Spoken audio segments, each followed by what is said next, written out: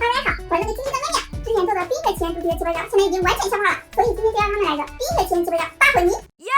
我是第一次做这种动漫主题的奇葩角，每样呢都还挺漂亮的，给你们看一下，都好透明呀，而且还没有下沉，就是有点偏移了，但是还是很漂亮的。不过这个小雪人沉下去了，估计这个太重了。下面我要开始混泥了，我们先来看一下姐姐艾莎的，看着很清澈。就连手上的指纹都能看得一清二楚，好像有点化了。天气已经越来越热了，加了沉水之后好多了。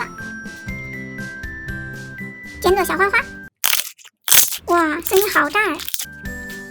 再来看一下这款非常可爱的小雪人，看这质感，好清爽呀！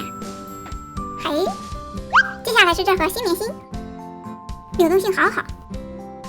再来一个五角星的，先给它来点沉香水。这样玩起来就不粘手了，搓起来软软的，很舒服。它们是一样的，所以这个我提前加了沉香水。看，还有不一样的没有？那你也下去吧。姐姐艾莎的最后一盒花瓣起泡胶。咦，我才发现里面的闪粉都沉下去了。那我们再来看一下妹妹安娜的，她这个闪粉没有下沉耶，而且也很高头。不粘手耶，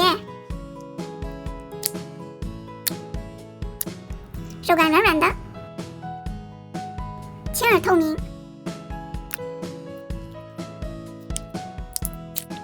抓伸起来噼里啪啦的。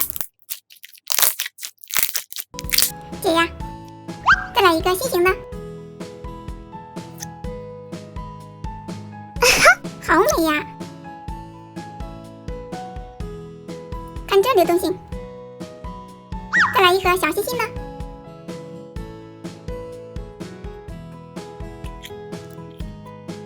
一盒漂亮蝴蝶的，看着好解呀。再来一盒小花花的，心情瞬间舒畅了不少。现在是最后一盒了，这种高头的米我真的太喜欢了。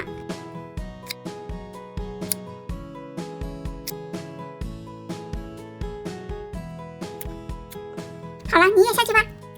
现在我的泥已经全部加完了，满满的一大碗，而且颜色还挺漂亮的。看看里面还有很多氧气哦，好期待这次混出来会是什么颜色呢？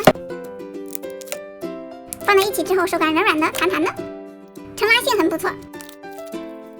没想到最后混出来这个很漂亮的海蓝色，而且很透亮哦。气泡来很顺畅，给你们来一波扎耳声。下面来看看完全起泡能变多大。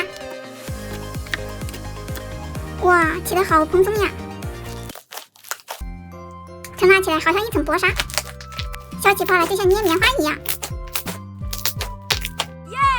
如果你们还想看这种动漫主题混泥，